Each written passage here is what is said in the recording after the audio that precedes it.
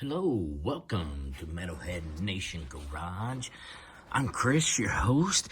Hey, let's get started with the rock news today. More sad news.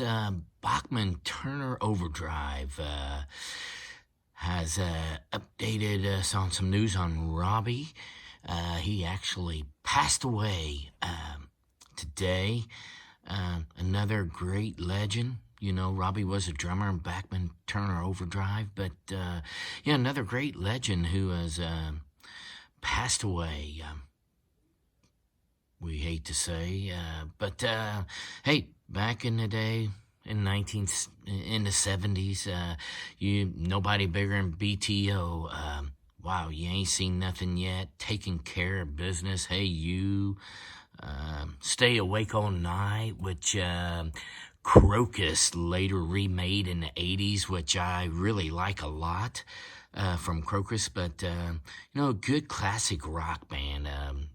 Good vibes, a rockin' band, a lot of people who looked up to them to start bands, they was, inspired by Bachman Turner Overdrive, but nobody better than them in the 70s. Good rock and roll, Canadian rock band, but, they still toured today, and it looks like they will carry on the flame there, to be touring and making music. So again today, Robbie Bachman has passed away. Maybe he's going to be with Jeff Beck. Maybe Jeff Beck needed a drummer up in heaven, right? But wanted to pass that out. Hey, and again, if you young folks out there haven't heard of Bachman Turner Overdrive, Spotify 'em.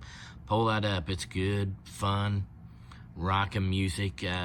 Make your day good. Start your day off with them, driving to work, driving home from work. Put that BTO on and tell me what you think of them.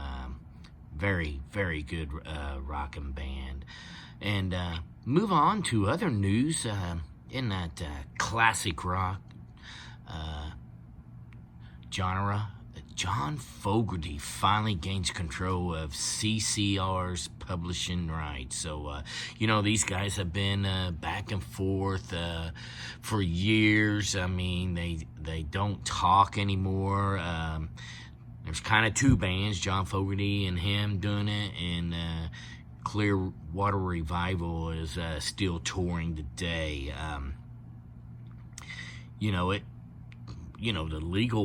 The legal issues began 60 years ago for the CCR, but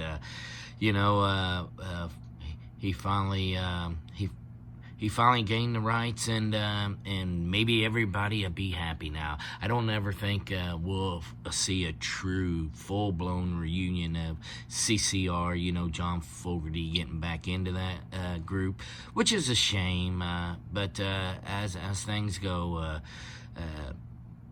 most bands don't get along. They just stay together as a corporate identity to tour, make money, and go on. So, but I do not think we'll see a reunion tour with this band, which is unfortunate because it's a very good band.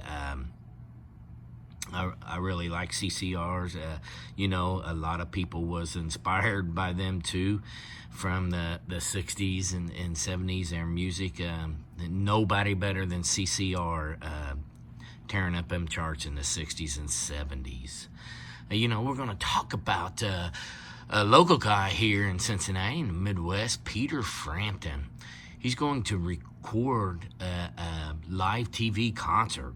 That's pretty cool. I mean, always like Peter Frampton. Very good. Frampton Come Alive. Oh my God, that was a great album. But he's gonna record it at Middle Tennessee State University in Nashville. And wow, Nashville has really become a rock city, haven't they? I mean, we all know that's country, but I think the new country, it's progressive. It's it's a rock. They should call it new rock, maybe not new country, because it definitely is progressive and it is rock. And but again, in most of these rock bands, Sammy Hagar, Skid Row, just to name two of them there. That's where they go. They go to Nashville to record now. That's where the producers are, and the studios. That's what they do. They want to go get that per se Nashville sound, I guess, nowadays. But it's really popular, and everybody's heading down there to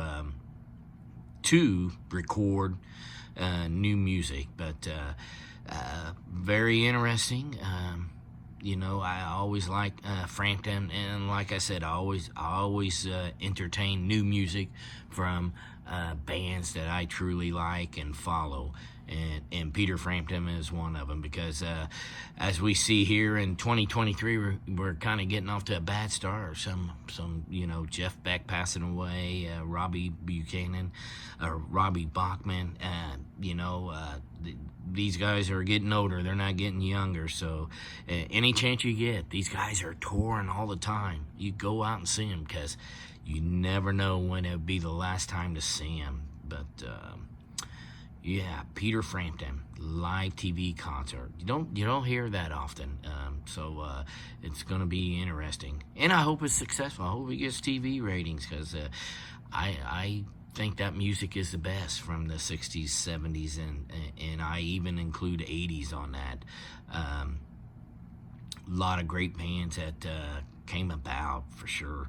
But other things, I don't, Green Day, they making the news today, releasing some old demos from the 90s. So if you're a Green Day fan, be on the lookout for that. They're going to be releasing some 90s demos. Didn't say it was a box set, so I don't know if it'll be a track here and there.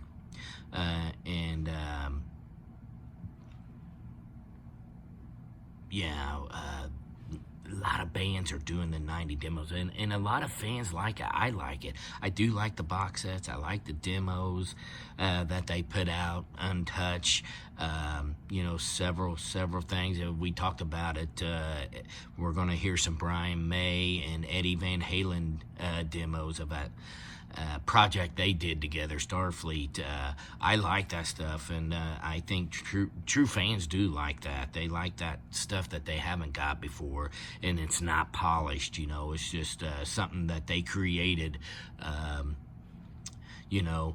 Right in the studio, and if you can get that, it's kind of cool, because you can get the background of it. I always like that, on how the song came about. How they created it, but very, very good stuff there. And again, I did announce the other day too on Genesis, where they're having a box set, and it'll be, again, it's just a recap of it. All three singers, and that would be Peter Gabriel, Phil Collins, and Ray Wilson. So this is a big box set from Genesis. It was a big band, starting out in the 60s and 70s and 80s. They just got off their reunion tour or farewell, because I don't believe we'll see him, because Phil Collins, he was in pretty bad shape on that tour. He really can't move anymore, and he was just rode out there on a office chair to perform his song. So it was I guess it was good in a way for some fans, but it was also sad, just because just to go out in that type. I mean, Great White talks about the same thing. They talk about